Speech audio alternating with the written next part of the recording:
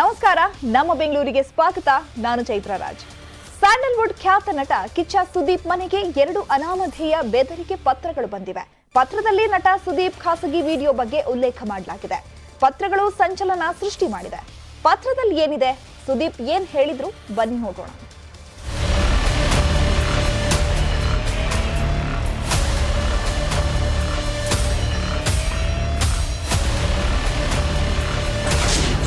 ನಟ ಸುದೀಪ್ ಮನೆಗೆ ಬಂದ 2 ಅನಾಮಿಕ ಪತ್ರ.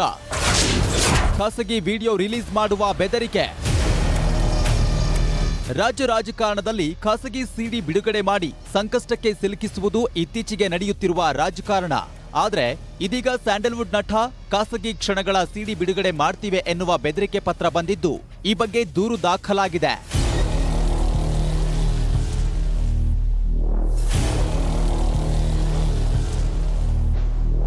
ಕಿಚ್ಚ ಸುದೀಪ್ ಅವರ ಜೆಪಿ ನಗರದ ಮನೆಗೆ ಮಾರ್ಚ್ 10ರಂದು 2 ಅನಾಮಧೇಯ ಬೆದರಿಕೆ ಪತ್ರಗಳು ಬಂದಿವೆ. ಪೋಸ್ಟ್ ಮೂಲಕ ಬಂದಿರುವ ಪತ್ರಗಳಲ್ಲಿ ಖಾಸಗಿ ವಿಡಿಯೋ ರಿಲೀಸ್ ಮಾಡೋದಾಗಿ ಬೆದರಿಕೆ ಹಾಕಿದ್ದಾರೆ. ಪತ್ರ ಬಂದ ಬಳಿಕ ನಟ ಸುದೀಪ್ ಆಪ್ತ ಜಾಕ್ ಮಂಜು ಪುಟ್ಟೇನಹಳ್ಳಿ ಪೊಲೀಸ್ ಠಾಣೆಯಲ್ಲಿ ದೂರು ದಾಖಲಿಸಿದ್ದಾರೆ. ಪತ್ರದಲ್ಲಿ ಏನಿದೆ ಅಂತ ನೋಡೋದಾದ್ರೆ, ಲೋ ಸುದೀಪ, ಏನೋ ನಿನ್ ಜನ್ಮ, ಏನೋ ನಿನ್ ಬಾಳು, ಎಷ್ಟು ಜನ ಹೆಣ್ಮಕ್ಳ ಬಾಳ್ ಹಾಳು ಮಾಡ್ತೀಯೋ, ಈ ಸಲ ಒಂದು ಕೊನೆ ಮಾಡ್ತೀವಿ. ನಿನ್ನ ರಾಸಲೀಲೆ ವಿಡಿಯೋ, ನಿನ್ನ ಪಂಜಾಬಿ ಹುಡುಗಿ, ನಿನ್ನ ಚೆನ್ನೈ ಹುಡುಗಿ, ನಿನ್ನ ದುಬೈ, ನಿನ್ನ ರಾಜರಾಜೇಶ್ವರಿ ನಗರ ವಿಡಿಯೋ, ನಿನ್ನ ಜೆಪಿ ನಗರ ವಿಡಿಯೋ, ನಿನ್ನ ಶರ್ಟಾನ್ ಕಥೆಯನ್ನು ನಿನ್ನ ಸ್ನೇಹಿತರ ಮುಂದೆ ಮತ್ತು ನಿನ್ನ ಮಹಾಸಾಚ ಅಂದುಕೊಂಡಿರುವವರಿಗೆ ವಿಡಿಯೋ ಬೇಗ ಸೇರುತ್ತೋ.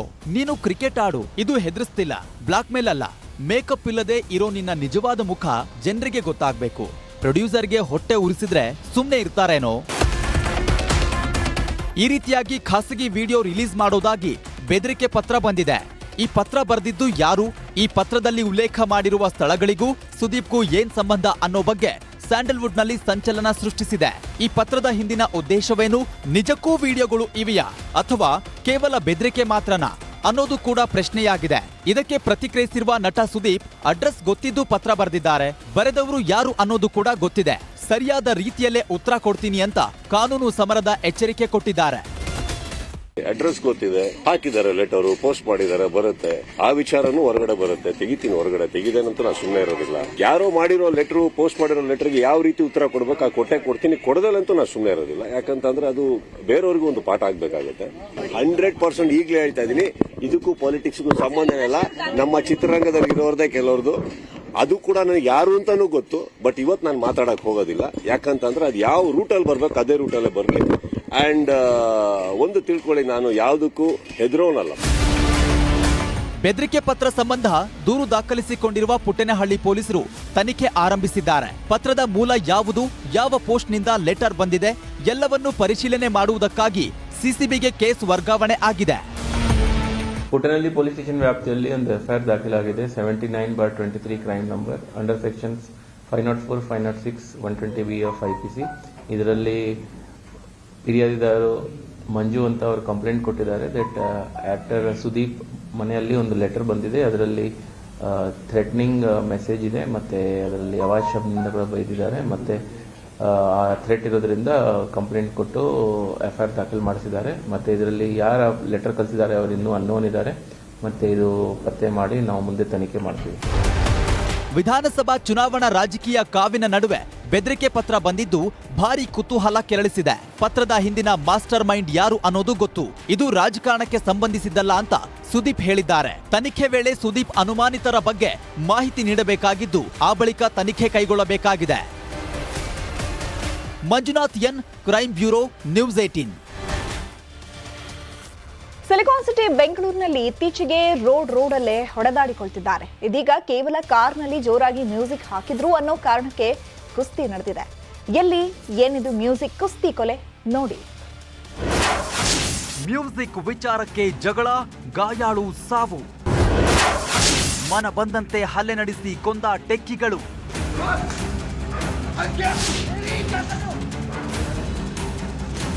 ನಡು ರಸ್ತೆಯಲ್ಲಿ ಹೀಗೆ ಕೈ ಮಿಲಾಯಿಸುತ್ತಿರುವ ಘಟನೆ ಬೆಂಗಳೂರಿನಲ್ಲಿ ನಡೆದಿದೆ.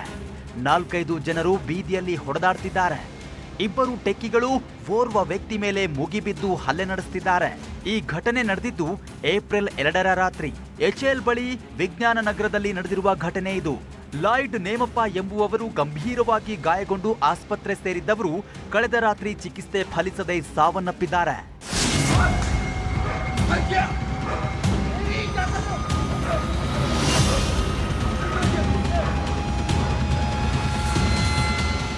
ಈ ಗಲಾಟೆಗೆ ಮೂಲ ಕಾರಣ ಮ್ಯೂಸಿಕ್. ಮೃತ ನೇಮಪ್ಪ ವಿಜ್ಞಾನ ನಗರದ ಮೊದಲನೇ ಕ್ರಾಸ್ನಲ್ಲಿ ವಾಸವಾಗಿದ್ದು, ಅವರ ಮನೆ ಎದುರಲ್ಲಿ 3 ಉತ್ತರ ಭಾರತ ಮೂಲದ ಟೆಕ್ಕಿಗಳು ಸಹ ವಾಸವಾಗಿದ್ರು.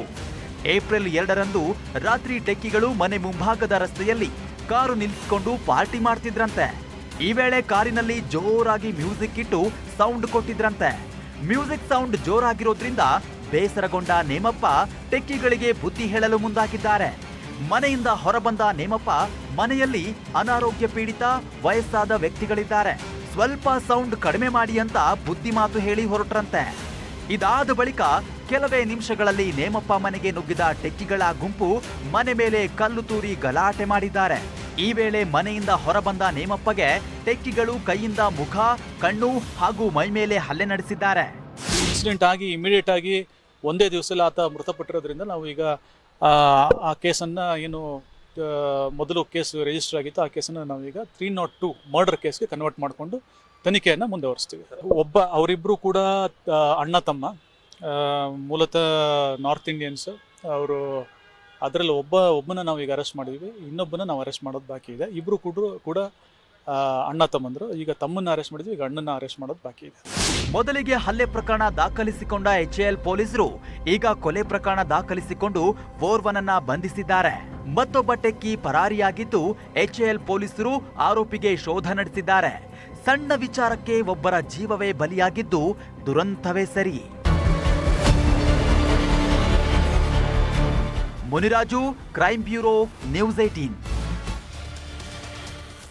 ಬೆಂಗಳೂರಿನಲ್ಲಿ 2-3 ದಿನ ಸಾಮಾನ್ಯ ಮಳೆಯಾದರೆ ಸಾಕು, ಸರ್ಕಾರದ ಕಾಮಗಾರಿಗಳ ಗುಣಮಟ್ಟ ಬಯಲು ಆಗುತ್ತೆ. ಅದೇ ರೀತಿ ನಗರದ ಮತ್ತೊಂದು ಮುಖ್ಯ ರಸ್ತೆ ಕುಸಿತ ಕಂಡಿದೆ. ಟ್ರಾಫಿಕ್ ಹೆಚ್ಚಾಗಿರುವ ಈ ರಸ್ತೆಯಲ್ಲಿ ಅರ್ಧ ಭಾಗ ಕುಸಿದಿದ್ದು ಸಂಕಷ್ಟ ಶುರುವಾಗಿದೆ. ವರ್ತೂರು ಮುಖ್ಯ ರಸ್ತೆ ಸಿದ್ದಾಪುರದಲ್ಲಿ ರಸ್ತೆ ಕುಸಿತ, ಅರ್ಧ ಭಾಗ ಬಾಯಿ ತೆರೆದು ಸವಾರರ ಪರದಾಟ.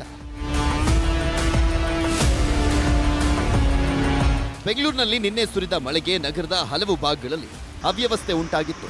ಫ್ಲೈಓವರ್, ಅಂಡರ್ ಪಾಸ್ ಸೇರಿ ಕೆಲ ಸ್ಥಳಗಳಲ್ಲಿ ನೀರು ನಿಂತು ಜನ ಪರದಾಟವನ್ನು ಮಾಡಿದರು. ಮಾರತಹಳ್ಳಿಯ ಸಮೀಪದ ವರ್ತೂರು ಮುಖ್ಯ ರಸ್ತೆಯ ಸಿದ್ದಾಪುರದಲ್ಲಿ ಅರ್ಧ ರಸ್ತೆಯೇ ಕುಸಿದು ಹೋಗಿತ್ತು.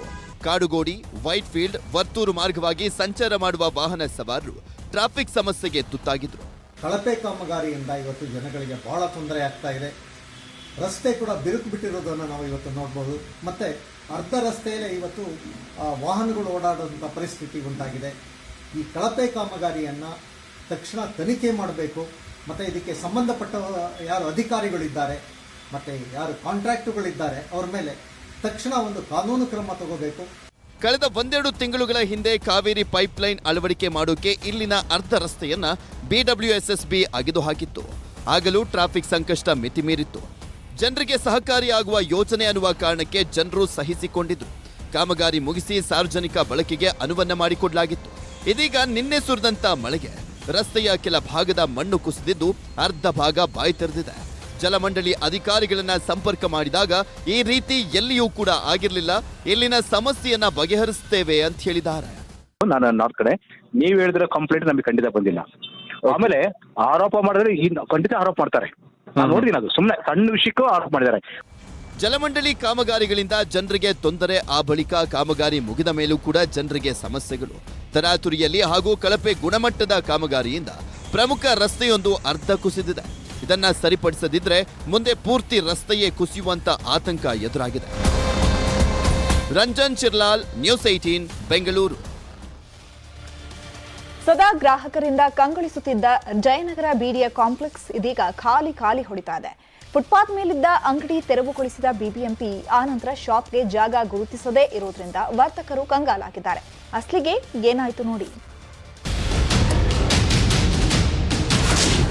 ಜಯನಗರ BDA ಕಾಂಪ್ಲೆಕ್ಸ್ ಹೊರಗಡೆ ಖಾಲಿ ಫುಟ್ಪಾತ್ ಅಂಗಡಿ ತೆರವು ಮಾಡಿ BBMP ಮೌನ. ಕಳೆದ 40 ದಿನಗಳಿಂದ ಜಯನಗರ BDA ಕಾಂಪ್ಲೆಕ್ಸ್ ನಲ್ಲಿ ಫುಟ್ಪಾತ್ ಅಲ್ಲಿ ವ್ಯಾಪಾರ ಮಾಡ್ತಿದ್ದಂತ ವ್ಯಾಪಾರಿಗಳಿಗೆ ಅವಕಾಶವನ್ನ BBMP ಮಾಡಿಕೊಡ್ತಾ ಇಲ್ಲ. ಇದರಿಂದಾಗಿ ಸಾಕಷ್ಟು ರೀತಿಯಾದಂತ ತೊಂದರೆ ಆಗ್ತಾ ಇದೆ ಅಂತ ಹೇಳಿ. ಇದು ಜಯನಗರದ ಬಿಡಿಎ ಶಾಪಿಂಗ್ ಕಾಂಪ್ಲೆಕ್ಸ್. ಇದರ ಒಳಗೆ ಎಷ್ಟು ಗ್ರಾಹಕರು ಇರ್ತಾರೋ ಅಷ್ಟೇ ಗ್ರಾಹಕರು ಫುಟ್ಪಾತ್ನಲ್ಲಿ ಇದ್ದ ಅಂಗಡಿಯಲ್ಲೂ ಇರ್ತಿದ್ರು. ತಮಗೆ ಬೇಕಾದ ವಸ್ತುಗಳನ್ನು ಖರೀದಿ ಮಾಡುವುದರಲ್ಲಿ ಗ್ರಾಹಕರು ಬ್ಯುಸಿ ಆಗಿರ್ತಿದ್ರು. ಫುಟ್ಪಾತ್ ಮೇಲೆ ವ್ಯಾಪಾರ ಮಾಡುವುದರಿಂದ ತೊಂದರೆ ಎಂದು ತೆರವು ಮಾಡಲಾಗಿತ್ತು. ಅಲ್ಲಿಯೇ ಜಾಗ ಕೊಡ್ತೇವೆ ಎಂದಿದ್ದ ಬಿಬಿಎಂಪಿ 40 ದಿನ ಆದರೂ ಮೌನಕ್ಕೆ ಜಾರಿದೆ. ಇದರಿಂದ ವ್ಯಾಪಾರವನ್ನೇ ನಂಬಿದ 300ಕ್ಕೂ ಹೆಚ್ಚು ವರ್ತಕರು ಕಂಗಾಲಾಗಿದ್ದಾರೆ. ಹೇಳಿದ್ದಾರೆ ಅಳತೆ ಮಾಡ್ಕೊಡ್ತೀನಿ ಅಂತ, ಅದೇನು ಮಾಡ್ತಾರೋ ಗೊತ್ತಿಲ್ಲ. ಇಲ್ಲಾಂದ್ರೆ ನೀವು ಎಲ್ಲಾದ್ರೂ ಹೋಗಿ ಅಂತಾರೆ. ಇಷ್ಟು ವರ್ಷ ಇಲ್ಲಿ ವ್ಯಾಪಾರ ಮಾಡಿಬಿಟ್ಟು ಬೇರೆ ಕಡೆ ಹೋಗಿ ಅಂದ್ರೆ ಎಲ್ಲಿ ಹೋಗೋದು? ಇಲ್ಲಿ ಮಾಡೋರು ಎಲ್ಲಾನು ಅಲ್ಬರೆ, ಎಲ್ಲ ಏನೋ ಸ್ವಲ್ಪ ಆದ್ರೂ ಜಾಗ ಬಿಡಬೇಕು. ಏನೂ ಇಲ್ಲ, ಎಲ್ಲಾದ್ರೂ ಜಾಗ ಮಾಡ್ಕೊಂಡು ಹೋಗಿ ಅಂದ್ರೆ ಎಲ್ಲಿ ಹೋಗೋಕ್ಕಾಗತ್ತೆ? ನಾವು ಇದನ್ನ ನಂಬ್ಕೊಂಡು ಜೀವನ ಮಾಡೋರು. ನಿಮ್ಗೇನೋ ಡ್ಯೂಟಿ ಕೊಟ್ಟಿದ್ದಾರೆ, ನೀವು ಮಾಡ್ತೀರಾ, ನಿಮ್ಮ ಮೇಲೆ ತಪ್ಪಿಲ್ಲ. ಒಂದು 5 ನಿಮಿಷ ಒಂದು ಅಂಗಡಿ ಕಡೆ ಹೋಗಿ ನಿಂತ್ಕೊಂಡ್ರೆ ಯಾರು ಬಿಡಲ್ಲ. ಅವರು ಆ ಕಡೆ ಇದ್ರೆ ನಾವು ಹಾಗೆ ಮಾತಾಡೋದು. ನಾವು ಎಲ್ಲಿ ನಿಂತ್ಕೊಂಡು ಮಾಡೋಕ್ಕಾಗತ್ತೆ? ಬೇರೆ ಏರಿಯಾಗೆ ಎಲ್ಲಿ ಹೋಗಿ ವ್ಯಾಪಾರ ಮಾಡೋಕ್ಕಾಗತ್ತೆ? ಇವರೇ ಇಲ್ಲಿ ಬಿಟ್ಟಿಲ್ಲ ಅಂದ್ರೆ ಬೇರೆಯವ್ರು ಯಾರು ಬಿಡ್ತಾರೆ? ಬಿಡಿಎ ಕಾಂಪ್ಲೆಕ್ಸ್ ಹೊರಭಾಗದಲ್ಲಿ ಬಟ್ಟೆ, ಚಪ್ಪಲಿ, ರೋಲ್ಡ್ ಗೋಲ್ಡ್ ಆಭರಣ ಹೀಗೆ ವಿವಿಧ ಶಾಪ್ಗಳು ಕ್ಲೋಸ್ ಆಗಿದೆ. ಕಳೆದ 40 ದಿನಗಳಿಂದ ವ್ಯಾಪಾರ ಇಲ್ಲ. ದಿನದ ತುತ್ತು ಅನ್ನ ಕಸಿದ ಬಿಬಿಎಂಪಿ ವಿರುದ್ಧ ವರ್ತಕರು ಆಕ್ರೋಶ ವ್ಯಕ್ತಪಡಿಸುತ್ತಾರೆ.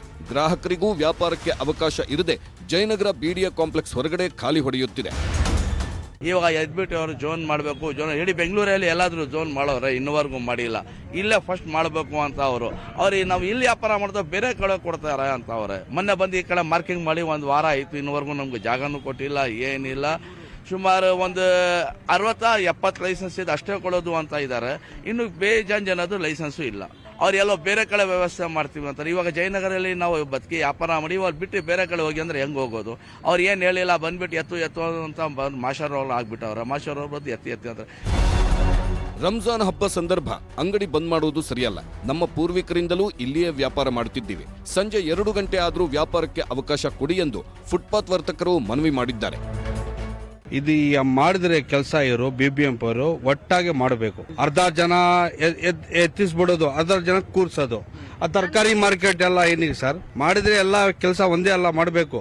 ನಾನಿದೆ ನಮ್ಮ ಮನೆಗೆ ನಾವು ಎಲ್ಲ 4 ಜನ ಹೆಂಗ್ ನೋಡ್ತಿದ್ದೆ ಹಂಗ್ ನೋಡ್ಬೇಕು. ಇವ್ರಿಗೂ ಇಲ್ಲಿ ಅರ್ಧ ಅಲ್ಲಿ ಅರ್ಧ ಮಾಡಿದ್ರೆ ಹೆಂಗೆ ಸರ್? ಇದು ತಪ್ಪಲ್ಲ. ಇದು ಎತ್ತಿಸಿ ಎಲ್ಲ ಎತ್ತಿಸಿ. ನಂದಿನಿ ಆ ಸೈಡ್ ತರಕಾರಿ ಮಾರ್ಕೆಟ್ ಎಲ್ಲ ಅದು ಎತ್ತಿಸಿ ನಮ್ಗೆ ಬಟ್ಟೆ ವ್ಯಾಪಾರ ಎತ್ತಿಸದ. ಫುಟ್ಪಾತ್ ವರ್ತಕರಲ್ಲಿ ಅರ್ಧದಷ್ಟು ವ್ಯಾಪಾರಿಗಳು ಪರವಾನಗಿ ಪತ್ರ ತೆಗೆದುಕೊಂಡಿಲ್ಲ. ಇದುವರೆಗೂ 70 ವರ್ತಕರು ಬಿಬಿಎಂಪಿಗೆ ದಾಖಲೆ ಸಲ್ಲಿಸಿದ್ದಾರೆ. ಉಳಿದವರ ದಾಖಲೆಗಾಗಿ ಕಾದು ಕುಳಿತಿದ್ದೇವೆ ಎನ್ನುವುದು ಬಿಬಿಎಂಪಿ ವಾದ. ಬಿಬಿಎಂಪಿ ಹೇಳ್ತಾ ಇರೋದು ಬಹಳ ಒಳ್ಳೆ ಉದ್ದೇಶನೇ, ಆದ್ರೆ ಸಾಧ್ಯ ಆದಷ್ಟು ಬೇಗ ಆಗ್ಬೇಕಲ್ಲ. ಒಂದೊಂದು ದಿನನೂ ಕೂಡ ಕೌಂಟ್ ಆಗುತ್ತೆ. 40 ದಿನ ಆಯ್ತು ಮಾರ್ಕ್ ಮಾಡ್ತೇವೆ ಅಂತ ಹೇಳ್ತಾ ಇದ್ದಾರೆ. ಮಾರ್ಕಿಂಗ್ ಮಾಡ್ಲಿಕ್ಕೆ ಬಂದು ಹೋಗ್ತಾ ಇದಾರೆ ಹೊರತು ಇದುವರೆಗೂ ಇತ್ಯರ್ಥ ಮಾಡ್ತಾ ಇಲ್ಲ. ಯಾರ್ಯಾರಿಗೆ ಪರವಾನಗಿದೆ ಅವ್ರಿಗಾದ್ರೂ ಅವಕಾಶ ಮಾಡಿಕೊಡಿ ಅಂತ ಹೇಳಿ ಮನವಿ ಮಾಡ್ಕೋತಾ ಇದ್ದಾರೆ. ಬೆಂಗಳೂರಿಂದ ಕ್ಯಾಮರಾ ಪರ್ಸನ್ ಇಬ್ರಾಹಿಂ ಜೊತೆ ಶರಣು ಹಂಪಿ, ನ್ಯೂಸ್ 18. Welcome back. ಇಷ್ಟು ದಿನ ಮಕ್ಕಳು 6 ವರ್ಷಕ್ಕಿಂತ ಕಡಿಮೆ ಇದ್ರೂ ಅವರನ್ನ ಶಾಲೆಗಳಿಗೆ ಸೇರಿಸಬಹುದಿತ್ತು. ಆದ್ರೆ ಇನ್ಮುಂದೆ 6 ವರ್ಷ ವಯಸ್ಸಾಗಿಲ್ಲ ಅಂದ್ರೆ ನಿಮ್ಮ ಮಕ್ಕಳನ್ನ ಶಾಲೆಗೆ ಸೇರಿಸೋದಕ್ಕಾಗೋದಿಲ್ಲ. ಯಾಕೆ ಅಂತೀರಾ? ಈ ಸ್ಟೋರಿ ನೋಡಿ. ಶಾಲಾ ದಾಖಲಾತಿಗೆ ಕೇಂದ್ರದಿಂದ ಹೊಸ ರೂಲ್ಸ್. 6 ವರ್ಷದ ಒಳಗಿನ ಮಕ್ಕಳಿಗೆ ಸಿಗೋದಿಲ್ಲ ಅಡ್ಮಿಷನ್. ಕೇಂದ್ರ ಸರ್ಕಾರ ಹೊಸ ನಿಯಮ ಜಾರಿಗೆ ತಂದಿದೆ. ಈ ಮೊದಲು 5 ವರ್ಷ 9 ತಿಂಗಳು ಆಗಿದ್ರು 1ನೇ ತರಗತಿಗೆ ಸೇರಬಹುದಾಗಿತ್ತು. ಆದ್ರೀಗ ಹೊಸ ರೂಲ್ಸ್ನಿಂದ 6 ವರ್ಷ ತುಂಬದ ಮಕ್ಕಳಿಗೆ ದಾಖಲಾತಿ ಸಿಗೋದಿಲ್ಲ. ಕೇಂದ್ರ ಸರ್ಕಾರ ರಾಷ್ಟ್ರೀಯ ಶಿಕ್ಷಣ ನೀತಿ ಮೂಲಕ ಶಾಲೆಗೆ ಸೇರಲು 6 ವರ್ಷ ಕಡ್ಡಾಯ ಮಾಡಲಾಗಿದೆ.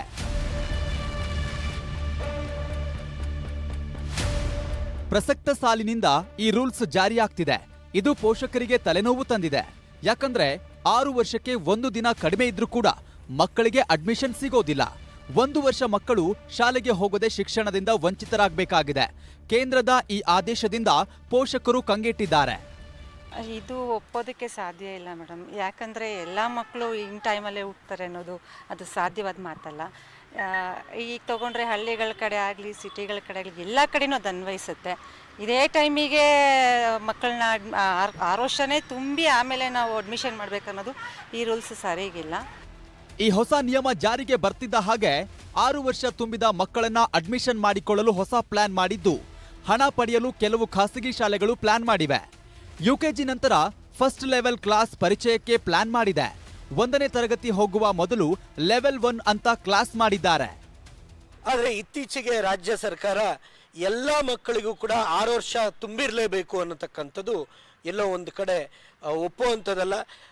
ಖಚಿತವಾಗಿ 6 ವರ್ಷಕ್ಕೆ ಅನ್ನೋದಾದರೆ ಎಲ್ಲಿಂದ ಜನಸಾಮಾನ್ಯರು ಮಕ್ಕಳನ್ನ 6 ವರ್ಷ ಬೀಳೋ ರೀತಿಯಲ್ಲಿ ಮಕ್ಕಳನ್ನ ಜನ್ಮ ಕೊಡೋಕ್ಕಾಗತ್ತೆ? ಪ್ರಸಕ್ತ ವರ್ಷದಿಂದ ಹೊಸ ರೂಲ್ಸ್ ಜಾರಿಯಾಗ್ತಿದ್ದು ಪೋಷಕರು ಹಾಗೂ ಶಿಕ್ಷಕರ ಮನವಿಗೆ ಒಪ್ಪಿ ರಾಜ್ಯದಲ್ಲಿ ರೂಲ್ಸ್ ಬದಲಾಗುತ್ತಾ ಅನ್ನೋದನ್ನ ಕಾದ್ ನೋಡಬೇಕಾಗಿದೆ. ಹಂಸಶ್ಯಾಮಲಾ, ನ್ಯೂಸ್ 18 ಬೆಂಗಳೂರು. ಈಗಾಗಲೇ ರಂಜಾನ್ ಶುರುವಾಗಿದೆ. ಬೆಂಗಳೂರಿನಲ್ಲಿ ರಂಜಾನ್ ಮಾಸ ಆರಂಭವಾಗ್ತಾ ಇದ್ದಂತೆ ವೆರೈಟಿ ಡ್ರೈ ಫ್ರೂಟ್ಸ್ ಮಾರುಕಟ್ಟೆಗೆ ಲಗ್ಗೆ ಇರ್ತವೆ. ಅದರಲ್ಲೂ ವಿದೇಶಿ ಖರ್ಜೂರಗಳು ಭರ್ಜರಿ ಸೇಲ್ ಆಗ್ತವೆ. ಈ ಬಾರಿ ಮಾರ್ಕೆಟ್ನಲ್ಲಿ ಹೇಗಿದೆ ಖರ್ಜೂರ ಝಲಕ್ ಬನ್ನಿ ನೋಡೋಣ. ಮಾರ್ಕೆಟ್ನಲ್ಲಿ ವಿಭಿನ್ನ ಡ್ರೈ ಫ್ರೂಟ್ಸ್ ದರ್ಬಾರ್. ವಿದೇಶಿ ಖರ್ಜೂರ, ಒಣ ಹಣ್ಣುಗಳಿಗೆ ಡಿಮ್ಯಾಂಡ್. ರಂಜಾನ್ ಬರ್ತಿದ್ದ ಹಾಗೆ ಮಾರುಕಟ್ಟೆ ರಂಗೇರಿದೆ. ರಂಜಾನ್ ವಿಶೇಷ ಅಂದ್ರೆ ಡ್ರೈ ಫ್ರೂಟ್ಸ್ ನಿಂದ ತಯಾರಿಸುವ ತಿನಿಸುಗಳನ್ನು ಹೆಚ್ಚಾಗಿ ಬಳಸಲಾಗುತ್ತೆ. ಉಪವಾಸ ಮಾಡುವುದರಿಂದ ಜನರು ಡ್ರೈ ಫ್ರೂಟ್ಸ್ ಮೊರೆ ಹೋಗ್ತಾರೆ. ಸುಮಾರು 20-30 ವರ್ಷನೇ ಇಲ್ಲಿ ಬರ್ತಾರೆ. My best friend, best quality, best price, reasonable right. ಸುಮಾರು 15 ವೆರೈಟೀಸ್ ಇದೆ. ಅಜ್ವಾ ಇದೆ, ಬರ್ನಿ ಇದೆ, ಮಂಬೂರ್ ಇದೆ, ಮಲ್ಕಿ ಬೇರೆ ಬೇರೆ ಟೇಸ್ಟ್ ಬರ್ತಾರೆ. ಒಳ್ಳೆ ಟೇಸ್ಟ್ ಕ್ವಾಲಿಟಿ ಚೆನ್ನಾಗಿ ಬರ್ತಾರೆ. ರಂಜಾನ್ ಉಪವಾಸದ ಸಂದರ್ಭದಲ್ಲಿ ಗ್ಯಾಸ್ಟ್ರಿಕ್ ಅಸಿಡಿಟಿ ಸಮಸ್ಯೆ ದೂರ ಮಾಡಲು ಇದರ ಜೊತೆಗೆ ಸಂಪ್ರದಾಯಕ್ಕೆ ಅನುಗುಣವಾಗಿ ಖರ್ಜೂರ ಸೇವಿಸೋದು ರೂಢಿ. ಹೀಗಾಗಿ ರಂಜಾನ್ ಸಮಯದಲ್ಲಿ ಡ್ರೈ ಫ್ರೂಟ್ಸ್, ಅದರಲ್ಲೂ ಮುಖ್ಯವಾಗಿ ಖರ್ಜೂರಕ್ಕೆ ಎಲ್ಲಿಲ್ಲದ demand. Total world wide varieties ತಿರ್ಗಾ ಅಂಡರ್ ಒನ್ ರೂಫ್ನಲ್ಲಿ ರಸಲ್ ಮಾರ್ಕೆಟ್ನಲ್ಲಿ ಬಂದಿದ್ವಿ. ಈ ವರ್ಷ ಸುಮಾರು ಒಂದು ವೆರೈಟಿ ತುಂಬ ಚೆನ್ನಾಗಿ ಬಂದಿದ್ದಾರೆ ಸರ್. ಈ ವರ್ಷ ಸುಮಾರು ಒಂದು 4 ಕಂಟ್ರೀಸ್ದು ಐಟಮ್ ಬಂದಿದೆ. Any type of weakness, general ವೀಕ್ನೆಸ್ಗೆ ಖಜೂರ ವಾಪಸ್ ಆ ಟೈಮ್ನಲ್ಲಿ ನಾವು ಯೂಸ್ ಮಾಡ್ತಾರೆ ಅಂದರೆ ತುಂಬ ನ್ಯಾಚುರಲ್ ಶಕ್ತಿ ಸಿಗ್ಬಿಡ್ತದೆ ಖಜೂರ. ಈ ಬಾರಿ ರಸಲ್ ಮಾರ್ಕೆಟ್ನಲ್ಲಿ ಸುಮಾರು 30ಕ್ಕೂ ಹೆಚ್ಚಿನ ಬಗೆಯ ಖರ್ಜೂರಗಳು ಬಂದಿವೆ. ಸೌದಿ ಅರೇಬಿಯಾ, ಜೋರ್ಡಾನ್, ಇರಾನ್, ದಕ್ಷಿಣ ಆಫ್ರಿಕಾಗಳಿಂದ ಖರ್ಜೂರ ತರಿಸಲಾಗಿದೆ. ಪೈನ್ ನಟ್ಸ್, ಬ್ರೆಜಿಲ್ ನಟ್ಸ್, ಆಸ್ಟ್ರೇಲಿಯಾದ ಹೆಸಲ್ ನಟ್ಸ್, ಇರಾನ್ನ ಒಣ ಅಂಜೂರ, ಇರಾನಿ ಬಾದಾಮಿ ಕೂಡ ಬಂದಿವೆ. ಸಕ್ಕರೆ ರಹಿತವಾದ ದಕ್ಷಿಣ ಆಫ್ರಿಕಾದ ಮೆಟ್ರೋಲ್ ಕಿಂಗ್ ಖರ್ಜೂರವನ್ನ ಮಧುಮೇಹ ರೋಗಿಗಳು ಸೇವನೆ ಮಾಡಬಹುದಾಗಿದೆ. ಇರಾನ್ ಡೇಟ್ಸ್, ಸುರ್ಕಿ ಡೇಟ್ಸ್, ಝಹೇದಿ ಡೇಟ್ಸ್ಗೆ ವಿಶೇಷ ಬೇಡಿಕೆ ಇದೆ.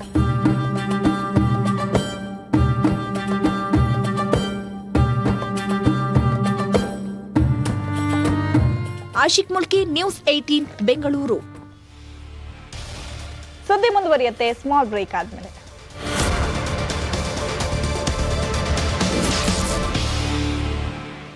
Welcome back. ನಾಳೆ ಬೆಂಗಳೂರು ಕರಗ ಅದ್ದೂರಿಯಾಗಿ ನಡೆಯಲಿದೆ. ಧರ್ಮರಾಯಸ್ವಾಮಿ ದೇವಸ್ಥಾನದಲ್ಲಿ ಅದ್ದೂರಿ ಕರಗ ಶಕ್ತ್ಯೋತ್ಸವಕ್ಕೆ ಸಕಲ ಸಿದ್ಧತೆ ನಡೆದಿದೆ.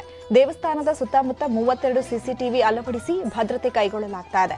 ನಾಳೆ ರಾತ್ರಿ 12:30ಕ್ಕೆ ಕರಗ ಶಕ್ತ್ಯೋತ್ಸವ ಹಾಗೂ ಧರ್ಮರಾಯಸ್ವಾಮಿ ಮಹಾರಥೋತ್ಸವ ನಡೆಯಲಿದೆ.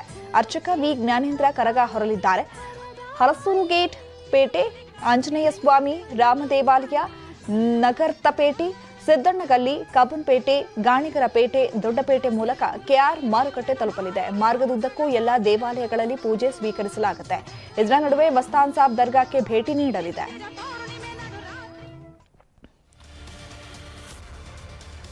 ರಿಲಯನ್ಸ್ ಜುವೆಲ್ಸ್ ವತಿಯಿಂದ ಮೆಜೆಸ್ಟಿಕ್ ತಾಂಜಾವೂರ್ ಕಲೆಕ್ಷನ್ ಆಭರಣಗಳ ಅನಾವರಣವನ್ನ ಶಾಂಗ್ರಿಲಾ ಹೋಟೆಲ್ನಲ್ಲಿ ಮಾಡಲಾಯಿತು.